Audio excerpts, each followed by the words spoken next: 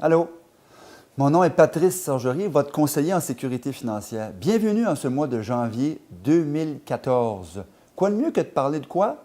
Je suis certain que vous considérez présentement en ce début d'année vos REER, vos CELI, tout à fait normal.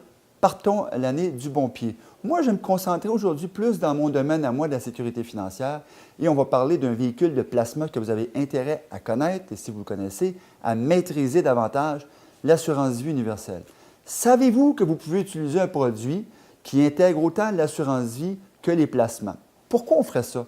Parce qu'on est dans un environnement non imposable et insaisissable.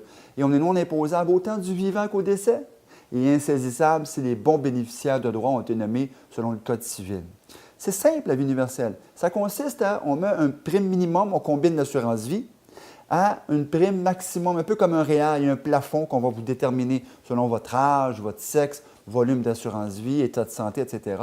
Alors, tout cet excédent-là que vous investissez sera toujours à l'abri de l'impôt. Pourquoi on fait ça?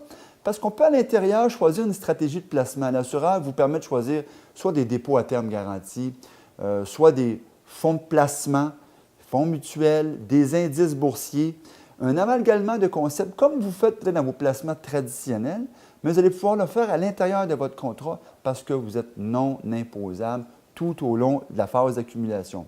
Que se passe-t-il au décès? Bien, au décès, c'est clair, la succession hérite de tout le capital décès, les investissements, les intérêts accumulés non imposables. Alors, ça, c'est réglé comme planification successorale. Que se passe-t-il au vivant? Du vivant, c'est très simple. On se dit, « Hey, j'ai 65 ans, j'aimerais profiter de mes investissements. » Bien oui, on fait ce qu'on appelle un plan d'emprunt collatéral. On se verse comme un fonds à chaque année et on peut se verser jusqu'à un maximum de 90 du fonds accumulé à ce moment-là. Alors, vous imaginez quel fonds de pension vous allez avoir? Ça va vous coûter zéro d'impôt et tout va se rembourser au décès et la succession hérite de la différence. Alors, imaginez le concept. Prenons un exemple ici, là, on fait des gens de 45-50 ans, mais on va vous expliquer un taux de rendement, taux interne de rendement après impôt au décès, après avoir utilisé la stratégie de revenu assuré, jusqu'à 90 du fonds accumulé, sur une base de 40 ans, vous pouvez aller chercher des rendements qui varient entre 4 et 5 net après impôt, après avoir retiré tout votre argent de votre vivant. Alors, c'est un investissement, une stratégie à fortement considérer dans votre portefeuille global. J'ai moi-même une assurance vie universelle. Pour les gens, 100 000 et plus par année, contribution à vos REER maximum, CELI. Vous cherchez une autre stratégie d'investissement, aussi bien de combiner l'assurance vie et le placement en même temps.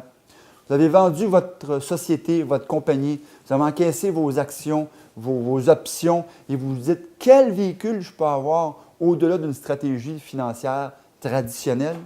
L'assurance vie universelle, mes amis. Je vous encourage à me contacter.